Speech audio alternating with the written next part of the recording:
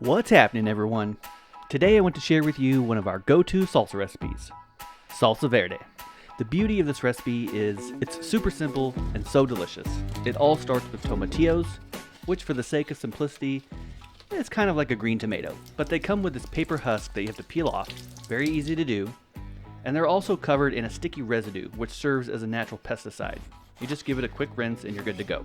Next, I'm going to chop off some of the inedible parts of our other ingredients like habanero, serrano, onion, and shallot. I like to use both shallot and garlic to add another layer of flavor.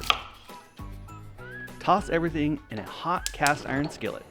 If you don't have cast iron, just use whatever skillet you have that can take the high heat. Sear everything together for about 10 to 15 minutes until they begin to char a bit. This will add some flavor and texture and really makes a difference in the end product. A few years back, my son and I made fermented chili paste using a batch of serrano chilies from our garden. And ever since, he's been in love with green salsa. So this time, I'm teaching him how to make it, so he'll have a few tricks in his bag when he makes it to college. Then just toss everything into a blender or food processor with some cilantro, salt, and water. My secret ingredient is a splash of white balsamic vinegar. I feel like it accentuates the acidity of the tomatillos and heightens the flavor a bit more.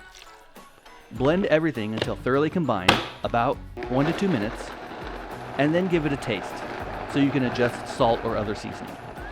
Now, I've seen this kid hold his own against grown-ass adults and not even bat an eye. For some reason, he's a bit nervous. Understandably, I guess.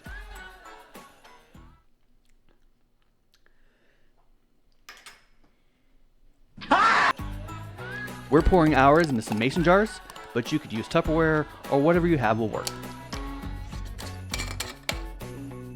Enjoy with your favorite burrito or taco. We also made some carne asada, so we're having tacos tonight.